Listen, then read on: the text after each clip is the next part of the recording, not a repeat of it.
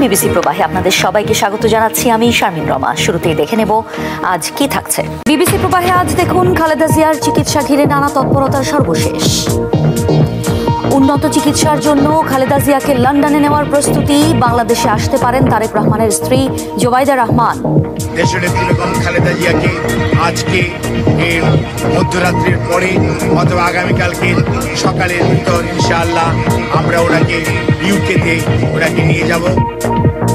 কথা বলবো ঢাকা বিশ্ববিদ্যালয়ের শিক্ষক রাজনৈতিক বিশ্লেষক সাব্বির আহমেদের সঙ্গে।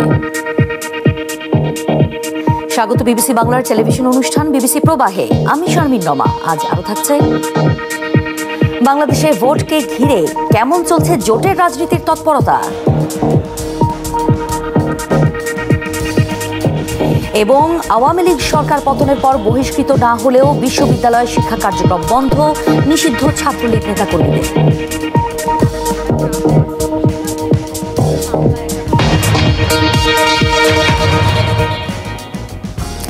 উন্নত চিকিৎসার জন্য মধ্যরাতের পর অথবা শুক্রবার সকালে লন্ডনে নেওয়া হবে বিএনপি চেয়ারপারসন খালেদা জিয়াকে। সকালে ঢাকায় আসার কথা রয়েছে তারেক রহমানের স্ত্রী জোবাইদা রহমানের। তবে তার আগেই ফ্লাইটের ব্যবস্থা করা গেলে খালেদা জিয়াকে নিয়ে লন্ডনের উদ্দেশ্যে রওনা হবে একটি দল। আরও জানাচ্ছেন তাফসির বাবু। বাংলাদেশের অন্যতম একটি প্রধান রাজনৈতিক দল বিএনপির চেয়ারপারসন খালেদা জিয়া ঢাকার এভারকেয়ার হাসপাতালে চিকিৎসাধীন আছেন 23 নভেম্বর থেকে। সেদিন তাকে স্বাস্থ্য পরীক্ষার জন্য হাসপাতালে ভর্তি করা হয়েছিল। তবে এরপর তার ফুসফুসে সংক্রমণ ধরা পড়ে। পরে অবস্থার অবনতি হলে 27 নভেম্বর তাকে ক্রিটিক্যাল কেয়ার ইউনিট বা সিসিইউতে নিয়ে চিকিৎসা দেওয়া শুরু করে মেডিকেল বোর্ড। এরপরই দেশের চিকিৎসক টিমের সাথে যুক্ত হন বিশ্বের বিভিন্ন দেশের চিকিৎসকরা। সে সময় খালেদা জিয়ার স্বাস্থ্য নিয়ে তার পরিবার, দল এবং শুভাকাঙ্ক্ষীদের মধ্যে উদ্বেগ ছড়িয়ে পড়ে। হাসপাতালের সামনে ভিড় করতে শুরু করেন সমর্থকেরা। ছড়িয়ে পড়ে নানা গুজব। তার ছেলে ও বিএনপির ভারপ্রাপ্ত চেয়ারম্যান তারেক রহমান মায়ের পাশে থাকতে লন্ডন থেকে দেশে ফিরতে পারেন এমন আলোচনা শুরু হলেও পরে মিস্টার রহমান নিজেই জানান, তার ভাষায় দেশে ফেরার সিদ্ধান্ত তার একক নিয়ন্ত্রণাধীন নয়। তবে তারেক রহমান না ফিরলেও তার স্ত্রী জোবাইদা রহমান শুক্রবার ঢাকায় পৌঁছাবেন বলে জানিয়েছেন মিস্টার রহমানের উপদেষ্টা মাহদি আমিন।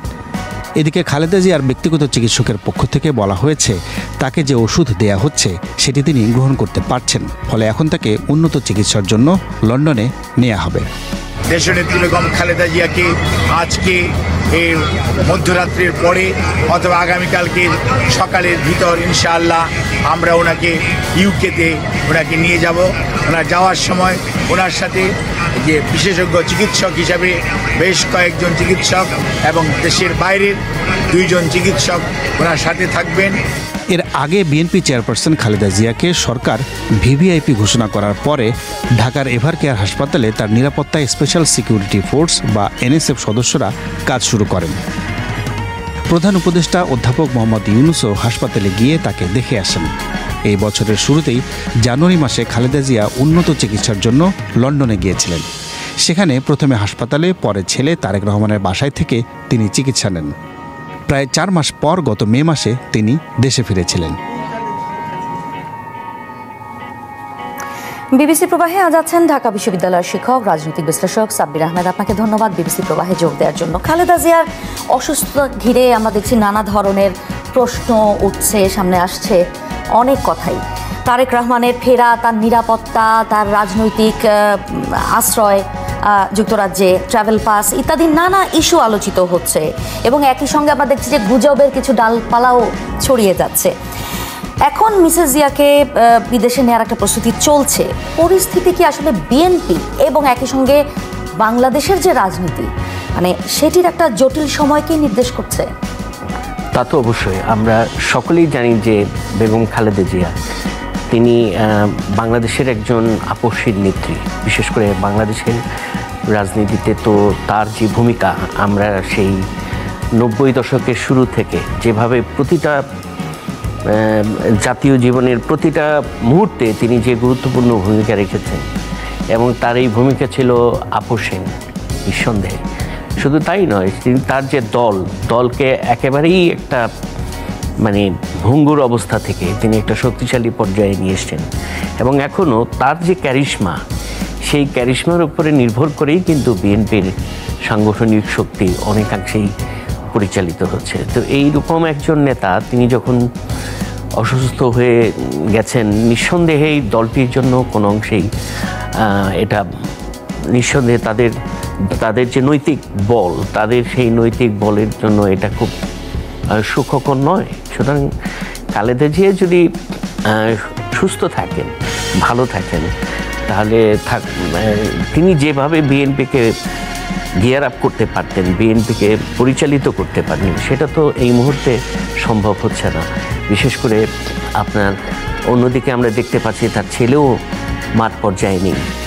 এখন এই রকম অবস্থা বাংলাদেশের রাজনীতির তো ভিতরে তো নানান রকম গতি প্রকৃতি থাকে, নানান রকম ডিনামিক্স। দেশের রাজনীতিটা আসলে কতখানি প্রভাবিত হচ্ছে আপনার কি মনে হয়? না, ডেফিনেটলি আপনার যখন আপনার এই দেশনেত্রী খালেদা জিয়া যখন অসুস্থ, তখন এইটা একটা শূন্যতা তো তৈরি করছে কোনো না কোনো জায়গায়, এবং সেটা বিশেষ করে বিএনপির রাজনীতির মধ্যে যারা বিভিন্ন রকম ফ্যাকশনকে নেতৃত্ব দিচ্ছেন।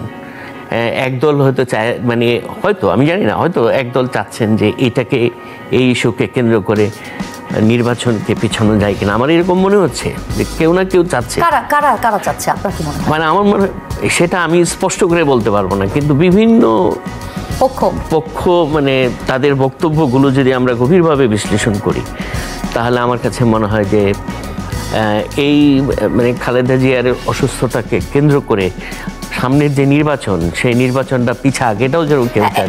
একটা প্রশ্ন এখানে আমাকে করতেই হচ্ছে। আপনি বলছেন কোনো পক্ষ হয়তো এটা চাইতে পারে, মানে হোয়াট অ্যাবাউট বিএনপি মানে কি সেটা চাইবে? নিশ্চয়ই না। বিএনপি সেটা চাইবে, তো ধরুন বিএনপির মধ্যে তো নানান রকম ডালপালা আছে, যারা হয়তো নমিনেশন পায়নি। তারা হয়তো মনে করছে যে এখন এই ইস্যুটাকে কেন্দ্র করে আমরা তফসিল পিছিয়ে দিয়ে, কেউ বলছে তফসিলটাকে আরেকটু পিছিয়ে দাও। তো এটার ইন্ডিকেশন কি? এটা তারা সেটা তো এনসিপিও চাচ্ছে যে এই তফসিল পিছানো হোক। এগুলো গুজব, আমি এটাকে গুজব হিসেবে এখন পর্যন্ত দেখছি, কিন্তু এই ধরনের কথাবার্তা আসছে আমাদের। খালেদা জিয়াকে নিয়ে যখন এই সংকটটা চলছে, তার মধ্যেই আবার বৃহস্পতিবার আরও 36টি আসনে প্রার্থীদের নাম ঘোষণা করেছে বিএনপি। তো তাহলে কি বলা যায় যে এর মাধ্যমে দলটি তার যে নির্বাচনী প্রস্তুতি, সেটি নিয়েও নানা ধরনের প্রশ্ন রয়েছে, যে এই পরিস্থিতিতে আসলে বিএনপি কি করছে, কি করবে, তাদের আসলে পরিকল্পনা কি, সেটি সম্পর্কে কি এক ধরনের মানে আশ্বস্ত করারও একটা চেষ্টা আছে কিনা? এই বিষয়টা যে 36টা আসনে যে আজকে প্রার্থীতা ঘোষণা করা হলো, আমার মনে হয় এটার সাথে, আমি মনে করি না যে এটার সাথে এটার কোনো সম্পর্ক আছে খালেদা জিয়ার এই অসুস্থতার বিষয়ের সাথে। মানে এটা কি তাহলে তাদের চলমান কার্যক্রম হিসেবে? আমার মনে হয় আমি এটাকে তাদের চলমান কার্যক্রম, হয়তো যে আসনগুলোতে তারা প্রার্থীতা ঘোষণা করতে চাচ্ছিল, সেই আসনগুলোতে হয়তো একটা দীর্ঘ সময় ধরে একটা অস্থিরতা বিরাজ করছিল, তারা হয়তো একটা সময়ের অপেক্ষায় ছিল, প্রস্তুতির অপেক্ষায় ছিল। আমি জিনিসটাকে এইভাবে দেখি আর কি। আমি এটার সাথে এটা মেলাতে চাচ্ছি না। আরও তো কিছু আসন বাকি রয়েছে যেখানে জোটের বিষয় আছে, জোটের প্রার্থিতারও বিষয় আছে, সেগুলো সামনে আসবে। নির্বাচনকে সামনে রেখে রাজনীতিতে চলছে জোট গঠনের নানা তৎপরতা। ইতিমধ্যেই জোট করেছে ধর্মভিত্তিক দলগুলো। অন্যদিকে গণ অভ্যুত্থানে নেতৃত্ব দেওয়া তরুণদের দল এনসিপির জোট গঠনের আলোচনাও চলমান। ভোটের আগে কি চলছে জোটের রাজনীতিতে? আবুল কালাম আজাদের প্রতিবেদন।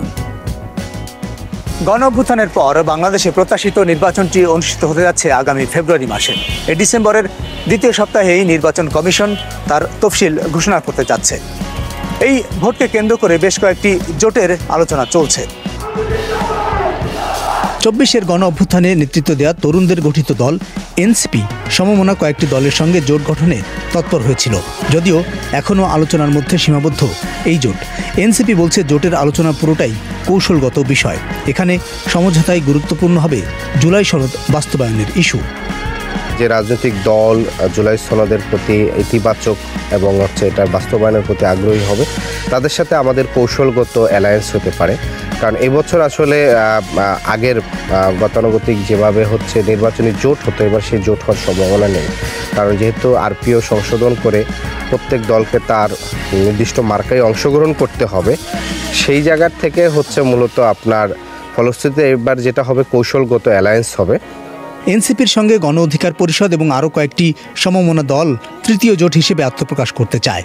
গণ অভ্যুত্থান পরবর্তী রাজনীতিতে প্রভাবশালী হলেও আলাদা জোট এবং নির্বাচন করে সংখ্যাগরিষ্ঠতা অর্জনের সক্ষমতা হয়নি, এটা স্বীকার করছেন তরুণরা। এ বাস্তবতায় নতুন জোট হলেও শেষ পর্যন্ত বিএনপি অথবা জামায়াতের ধারার সঙ্গী হয়েই ভোটের মাঠে লড়তে হবে, এমন বোঝাপড়াও আছে। একটা বাস্তবতা যে এই মুহূর্তে একটা তৃতীয় জোট গঠন করে সরকার গঠন খুব ডিফিকাল্ট, অনেক ক্ষেত্রে অসম্ভব। তাহলে এটা কোনো একটা ফ্রন্টের সাথেই শেষ পর্যন্ত আবার বোঝাপড়া বা আন্ডারস্ট্যান্ডিং যেতে হবে, সেটা বিএনপি ফ্রন্ট হোক কিংবা এই জামাতের ফ্রন্ট হোক। এগুলোর একটা বোঝাপড়া আছে। আসলে এই মুহূর্তে একেবারে পুরোটা ডিসক্লোজ করার মতো একটা জায়গায় আসে নাই। গণ অধিকার পরিষদ নেতা নুরুল হক নূর জানান, ভোট ও জোটের সমীকরণে ভবিষ্যতে রাষ্ট্র ক্ষমতা ও সরকারি অংশীদার হওয়ার বিষয়টিও গুরুত্ব পাচ্ছে। বলতে পারেন সেটা কিছুটা পর্দার আড়াল থেকে যে আগামী নির্বাচনে বিএনপি জামাত সহ সমস্ত রাজনৈতিক দল আমরা যেন একটা নিজেরা আন্ডারস্ট্যান্ডিংয়ের মধ্যে দিয়ে আসলে নির্বাচনটা করতে পারি এবং নির্বাচন পরবর্তী যে সরকার গঠিত হবে সেই সরকারের জন্য গণ অভ্যুত্থানের অংশীজনদের সকলের একটা প্রতিনিধিত্ব থাকে, যেটা বিএনপির ঘোষণা যে জাতীয় সরকারের সাথে অনেকটা মিল আছে। এবং এটার কারণ হচ্ছে যে নির্বাচনের করাটাই কিন্তু এই সংকট থেকে উত্তরণের একটা পথ না, শুধুমাত্র নির্বাচনের পরেও এই দেশকে স্থিতিশীল রাখা, দেশের উন্নয়ন অগ্রগতি এবং সরকারের স্ট্যাবিলিটি ধরে রাখা একটা বড় চ্যালেঞ্জ তৈরি হবে। ভোটকে কেন্দ্র করে রাজনীতির মাঠে সক্রিয় আছে ধর্মভিত্তিক দলগুলোর একটি জোট। জামায়াতের সঙ্গে ইসলামী আন্দোলন, খেলাফতে মজলিস সহ 8টি ইসলামী দল এবার একতাবদ্ধ। সমঝোতাটা বলতে হলো যে ইসলামের এক বাক্স, প্রত্যেকটা কনস্টিটিউশনে ইসলামের একটাই বাক্স থাকবে, ইসলামী আন্দোলন থাকবে অথবা জামাত ইসলাম থাকবে অথবা খেলাফত মজলিস, বাংলাদেশ খেলাফত মজলিস বা আমাদের জোট সঙ্গী আরও যারা আছেন, তো তাদের যে কোনো যেখানেই তাদের মানে এদের যে কোনো একজনই হয়তো যে কোনো একটা কনস্টিটিউশনে প্রার্থী দাঁড়াবে। আসন্ন নির্বাচনে আলোচিত জোটগুলোর সব দলই আওয়ামী লীগ বিরোধী আন্দোলনে সক্রিয় ছিল। রাজনৈতিক আদর্শের ভিন্নতা এবং আসন ভাগাভাগির প্রশ্নে জোটের চেহারা ভিন্ন হচ্ছে। বিএনপির সঙ্গে যুগপৎ আন্দোলনে থাকা গণতন্ত্র মঞ্চ, জমিয়তে উলামা ইসলাম, গণফোরাম, এলডিপি, বিজেপি সহ বাম ও ডানপন্থী কিছু দল একজোটে রয়েছে। বিএনপির এই সিনিয়র নেতা জানাচ্ছেন, তফসিল ঘোষণার পরপরই জোটের রূপরেখা পুরোপুরি স্পষ্ট হবে। জোটগুলোর যে একটা অ্যান্টি কান্ট্রি দেশদ্রোহিতার একটা জোট গঠন হচ্ছে, আবার দেশপ্রেমিকের জোট গঠন হচ্ছে। তো ডেফিনেটলি আমাদের কাছে দেশপ্রেমিকের জোটের সাথে আমাদের নেগোসিয়েশন হবে, দেশদ্রোহীদের সাথে নেগোসিয়েশন হবে না।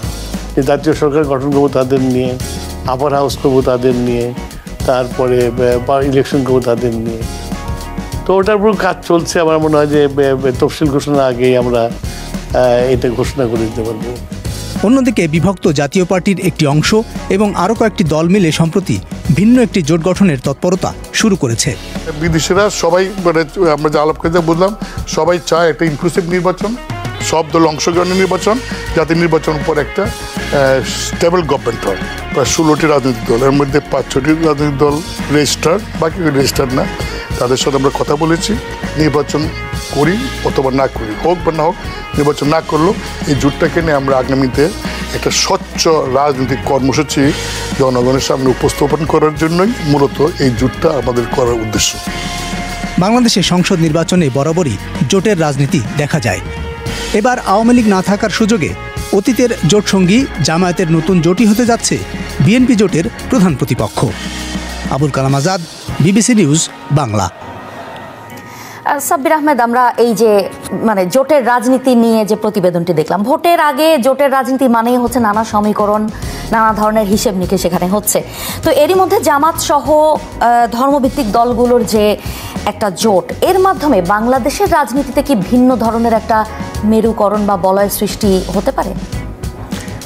নিশ্চিতভাবেই সেটা হতে গেছে, কারণ আমরা বেশ এটা মানে ইসলামপন্থী যে রাজনীতির ধারা, এটা তো অনেক আগে থেকেই বাংলাদেশে চলে আসছে এবং আমার কাছে মনে হচ্ছে 24-এর পরে এই ঘটনার মধ্য দিয়ে বাংলাদেশে ইসলামপন্থী দলগুলোর যে প্রভাব প্রতিপত্তি, এটা আরও বৃদ্ধি পাবে। বিশেষ করে আমরা সাম্প্রতিক সময়ে আপনার জামাতের যে ধরনের নির্বাচনী তৎপরতা মাঠে ঘাটে লক্ষ্য করছি, যেটা হলো যে কোনো উপায়ে ভোটারদের মন জয় করার তারা নানামুখী কৌশল দেখলাম, এবং বেশ আগে থেকে প্রায় বিগত 2 বছর যাবৎ।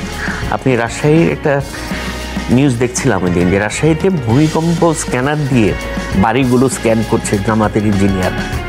তো এ ধরনের এটা থেকে বোঝা যায় যে তারা এবার খুবই সুসংগঠিতভাবে এগোচ্ছে এবং তারা আগামী নির্বাচনে বেশ শক্তিশালী অবস্থান তৈরি করবে বলেই আমার মনে হচ্ছে আর কি। এই যে গণ অভ্যুত্থানে নেতৃত্ব দেওয়া যে তরুণরা, তাদের দল এনসিপি, এরা বিএনপি নাকি জামাত, মানে কাদের নেতৃত্বাধীন জোটে যাবে সেই দ্বিধাদ্বন্দ্ব কিন্তু ইতিমধ্যেই আমরা দেখতে পাচ্ছি, যেটা নিয়ে ব্যাপক আলোচনা হচ্ছে। তো বড় দলগুলোর সঙ্গে মানে এদের বোঝাপড়াটা কেমন দেখেন? মানে মুশকিল হচ্ছে যে ধরুন এনসিপিতে মানে কোন অংশটা এনসিপিকে স্টিয়ারিং সিটে নেতৃত্ব দিচ্ছে আর কি। একটা হলো যারা পাওয়ারের দিকে যাদের নেশাটা বেশি আর কি, ওই গ্রুপটা, নাকি যারা আসলে একটা পজিটিভ চেঞ্জ দেশে দেখতে চায়, তারা একটু সময় নিতে চায়, ওই গ্রুপটা। আমরা এটা হয়তো আরেকটু সময় লাগবে আমাদের বুঝতে, যে তরুণদের যে অংশটা, মানে তরুণরা কার সাথে যাবে না যাবে, এটা নির্ভর করবে আসলে তরুণদের কোন গ্রুপটা আসলে মানে আলটিমেটলি নেতৃত্বে এগিয়ে আসবে বা আমরা দেখতে পাবো সামনে নির্বাচনের সময়। কারণ এই মুহূর্তে আমরা বুঝতে পারছি না, কারণ নেগোসিয়েশনের তো আরও সময় আছে। তফসিল ঘোষণার আগ পর্যন্ত আমাদের অপেক্ষা করতে হবে। তবে আমার কাছে আমি যেটা ব্যক্তিগতভাবে মনে করি, যে তারা যদি আসলেই এই দেশকে ভালোবাসে, তারা যদি মনে করে যে দেশের জন্য কিছু করতে চায়, তাহলে আমি মনে করি তাদের স্বতন্ত্রভাবে থাকাটাই বেটার। যদি তারা কোনো তৃতীয় ধারা সৃষ্টি করতে চায়, তারা যদি বিএনপির সাথে যায়, তাদের যে একটা স্বতন্ত্র রাজনৈতিক চিন্তা, এটা তারা দেখতে পাবে বলে আমার মনে হয় না। জামাতের সাথে যদি যায়, সেখানেও তারা সেটা দেখার আমি কোনো সম্ভাবনা। কিন্তু যে পরিবর্তনের কথা বলছেন, সেটার জন্য তো আসলে ক্ষমতাও প্রয়োজন। হ্যাঁ, তারা ক্ষমতার বাইরে থেকে এই দলগুলোকে উপরে এক ধরনের প্রেশার ক্রিয়েট করে তারা যদি একটা ইফেক্টিভ অপোজিশনের রোলটা প্লে করতে পারে, আমার মনে হয় এই মুহূর্তে এটাই বেশি দরকার। জাতীয় পার্টির প্রসঙ্গে আসি, জাতীয় পার্টির একাংশের যে তৎপরতা, সেটার পেছনে ষড়যন্ত্রের আভাস দেখছেন কেউ কেউ, মানে এটাকে ঠিক কিভাবে আপনি ব্যাখ্যা করেন?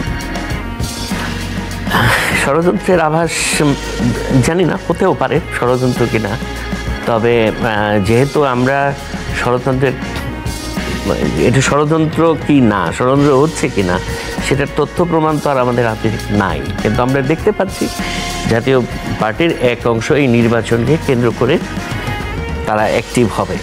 সেটা তো মানে জাতীয় পার্টির মতো দল, যে দলের অনেকগুলো অংশ আছে, সেখান থেকে একটা গ্রুপ নির্বাচনে আসবে এবং আমরা এই নির্বাচনটার একটা বড় লক্ষ্য হওয়া দরকার ছিল। আমি মনে করি এখনও সেই দরকারটা ফুরিয়ে যায়নি, যে এই নির্বাচনটা হবে একটা অংশগ্রহণমূলক নির্বাচন।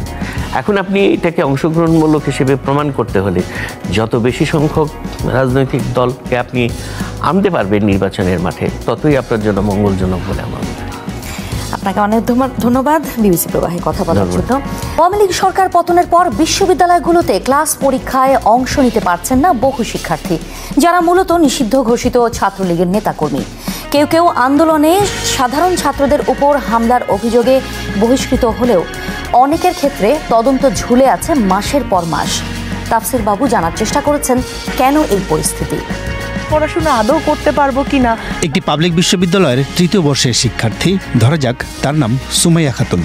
2024 সালে ছাত্র জনতার অভ্যুত্থানে শেখ হাসিনা সরকারের পতনের বেশ কিছুদিন পর নিজ বিশ্ববিদ্যালয়ে পরীক্ষা দিতে গেলে হামলার শিকার হন তিনি। যদিও ছাত্রলীগের সঙ্গে সম্পৃক্ত এই শিক্ষার্থী তখন পরীক্ষার আগেই নিজ ডিপার্টমেন্ট থেকে লিখিত অনুমতি নিয়েছিলেন পরীক্ষায় বসার জন্য। শুধুমাত্র পরীক্ষা দিতে দেওয়া হয় নাই সেটাই না, আমাকে ঘন্টার পর ঘন্টা আটকায় রাখা হয় এবং পরের দিন ওখান থেকে আরেক থানায় ট্রান্সফার, সেখান থেকে নতুন করে একটা মামলায় ঢুকায় দেয়। মামলাটা হচ্ছে তখনকার বিএনপি অফিসে বিস্ফোরক মামলা আছে, সেই বিস্ফোরক মামলায় আমাকে আসামি করে। এই শিক্ষার্থী সে যাত্রায় 27 দিন জেলে ছিলেন। পরে জেল থেকে বের হলেও ক্যাম্পাসে আর ফিরতে পারেননি, ফলে তার শিক্ষাজীবন অনিশ্চিত। যদি আমি বুঝলাম আমি অপরাধী, আমি বুঝলাম আমার শাস্তি হয়েছে, এটা যদি হইতো তাহলে আমি এই লম্বা সময় আমার একটা ডিসিশন, আমার তো বয়স আটকায় নাই, আমি স্নাতক করব নাকি আমি ওই মানে ইন্টারমিডিয়েট পাস থেকেই যে একটা কোথাও জবের ট্রাই করব, বা আমি যে আমার অন্য কোথাও ভর্তি হব, মানে কোনো ধরনের কোনো সুযোগই নেই। গত 5 আগস্টের পরে বাংলাদেশের সরকারি এবং স্বায়ত্তশাসিত বিশ্ববিদ্যালয়গুলো থেকে কত সংখ্যক শিক্ষার্থীকে বহিষ্কার করা হয়েছে তার নির্দিষ্ট কোনো পরিসংখ্যান নেই। তবে ছাত্রলীগকে নিষিদ্ধ ঘোষণার পর গত জুন মাসে এই ঢাকা বিশ্ববিদ্যালয়ে 128 শিক্ষার্থীকে বহিষ্কার করা হয়েছিল। আর সর্বশেষ গত নভেম্বরের প্রথম সপ্তাহে ওই 128 শিক্ষার্থী সহ ছাত্রলীগের 403 শিক্ষার্থীর বিরুদ্ধে কারণ দর্শানোর নোটিশ জারি করে এই বিশ্ববিদ্যালয় প্রশাসন। বহিষ্কারের প্রক্রিয়ায় সেই কারণ দর্শানোর নোটিশ পেয়েছেন পরিচয় প্রকাশে অনিচ্ছুক এই শিক্ষার্থী। গত সপ্তাহে তার জবাবও দিয়েছেন তিনি। অভিযোগগুলোর বিষয়ে লিখেছি যে এই ধরনের কোনো প্রমাণাদি আমার বিরুদ্ধে নেই এবং আমি কোনো ধরনের নাশকতামূলক কর্মকাণ্ড জড়িত ছিলাম না। আমাকে যাতে সম্পূর্ণ নিরাপত্তা দিয়ে আমার শিক্ষা জীবন ফিরিয়ে দেওয়া হয়। এরপরে কোনো রিপ্লাই পেয়েছেন? এরপরে আমাদেরকে কোনো কিছু রিপ্লাই করা হয়নি। বিষয়টা অনানুষ্ঠানিকভাবে বহিষ্কারী। দীর্ঘ 17 মাস 16 মাস ধরে আমরা ক্যাম্পাসে যেতে পারছি না। এই শিক্ষার্থী নিষিদ্ধ ঘোষিত ছাত্রলীগের কমিটিতে আছেন এবং শোকজ নোটিশও পেয়েছেন। কিন্তু এর বাইরেও আরও বহু শিক্ষার্থী রয়েছেন যারা ছাত্রলীগ করলেও কোনো কমিটিতে নেই, অথবা বিশ্ববিদ্যালয়ের কোনো বহিষ্কারের তালিকা কিংবা শোকজ নোটিশেও যাদের নাম নেই। কিন্তু এরপরও তাদের ভাষায় হুমকির কারণে ক্লাস পরীক্ষায় অংশ নিতে পারছেন না তারা। এরকমই একজন শিক্ষার্থী আনিসুর রহমান, এটা তার ছদ্মনাম। না, আমার বিশ্ববিদ্যালয় থেকে যে বহিষ্কার করা হয়েছে সেখানেও আমার নাম নাই। ইভেন বিশ্ববিদ্যালয়ে যে 2টা মামলা করা হয়েছে, প্রথমে 123 জনের নামে মামলা করা হয়েছে, পরবর্তীতে 324 জনের নামে, ওই 2টা মামলাও আমার নাম নাই। আমি যখন 5 তারিখ পরবর্তী চেষ্টা করছি যে আমার শিক্ষা কার্যক্রম সচল রাখার জন্য আমি তাদের সাথে যোগাযোগের চেষ্টা করছি, টিচারে এখনও আমাদের কোনো সমাধান দেয়নি এবং তারা শুধু বলে যে একটু অপেক্ষা করো, একটু অপেক্ষা করো। এই অপেক্ষা করতে করতে 1.5 বছর চলে গেছে। এসব শিক্ষার্থী যে নিজ উদ্যোগে ক্যাম্পাসে যাচ্ছেন না তার মূল কারণ নিরাপত্তাহীনতা। বিশেষ করে পরীক্ষা কিংবা ক্লাস করতে গিয়ে কেউ কেউ হামলা কিংবা মবের শিকার হওয়ায় এই নিরাপত্তাহীনতা তৈরি হয়েছে। কিন্তু বিশ্ববিদ্যালয় প্রশাসন কেন বৈধ শিক্ষার্থীদের নিরাপত্তা নিশ্চিত করতে পারছে না? এই বিশ্ববিদ্যালয়ে ধরুন আপনি 1000 শিক্ষার্থী এরকম হতে পারে, 500 শিক্ষার্থী হতে পারে। 500 শিক্ষার্থীকে আলাদা আলাদা নিরাপত্তা দেওয়ার মতো কোনো মেকানিজম ঢাকা বিশ্ববিদ্যালয়ে নেই। এখন আমাদেরকে যদি কেউ অবহিত করে যে স্যার আমি আজকে অমুক পরীক্ষা দিতে যাব, তখন আমরা ব্যবস্থা নেব। এরকম আমরা অনেকের পরীক্ষা নিয়েছি। শেষ পর্যায়ে এসে আমরা এটা পারিনি, কারণ এই তথ্যগুলো ফাঁস হয়ে যাওয়ার কারণে আমরা আর তার পরীক্ষা নিতে পারিনি। এরকম 2-3 জন হয়েছে। বাংলাদেশে রাজনীতির পট পরিবর্তন হলে প্রতিপক্ষ ছাত্র সংগঠনের নেতাকর্মীরা ক্যাম্পাসে হামলা মারধরের শিকার হন, এটা বহু পুরনো চিত্র। বিগত 16 বছরে ছাত্রলীগ কিংবা এর আগে ছাত্রদলের বিরুদ্ধে এমন বহু অভিযোগ আছে। বাংলাদেশে জুলাইয়ে কোটা বিরোধী ছাত্র আন্দোলনের সময় এর বিপক্ষে অবস্থান নিয়ে শিক্ষার্থীদের উপর হামলার অভিযোগ আছে ছাত্রলীগের নেতাকর্মীদের বিরুদ্ধে।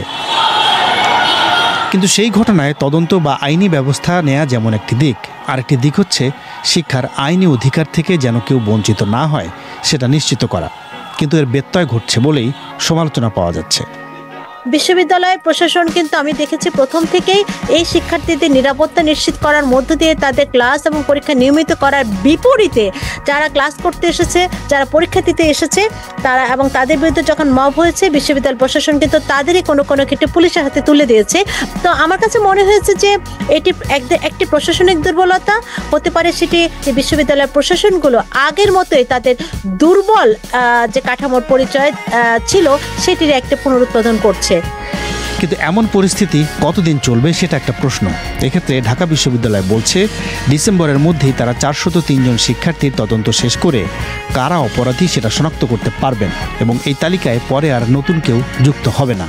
কিন্তু সামগ্রিকভাবে বাংলাদেশের প্রায় সবগুলো বিশ্ববিদ্যালয়েই বহু শিক্ষার্থী ক্লাস পরীক্ষায় অংশ নিতে পারছেন না এবং বিশ্ববিদ্যালয়গুলোর কর্তৃপক্ষ এক্ষেত্রে ভূমিকা রাখতে ব্যর্থ হচ্ছে, ফলে সমস্যারও সমাধান হচ্ছে না। তাফসির বাবু, BBC news Bangla. Russia Ukraine যুদ্ধের অবসানে যুক্তরাষ্ট্রের কয়েকটি প্রস্তাবে রাজি হয়েছেন রুশ প্রেসিডেন্ট ভ্লাদিমির পুতিন। পাশাপাশি কিছু প্রস্তাবকে অগ্রহণযোগ্য বলে চিহ্নিত করেছেন তিনি। সম্প্রতি মস্কোতে মার্কিন প্রেসিডেন্ট ডোনাল্ড ট্রাম্পের বিশেষ দূত স্টিভ উইটকফ ও জ্যারেড কুশনারের বৈঠকের পর ক্রেমলিন তাদের অবস্থান জানায়।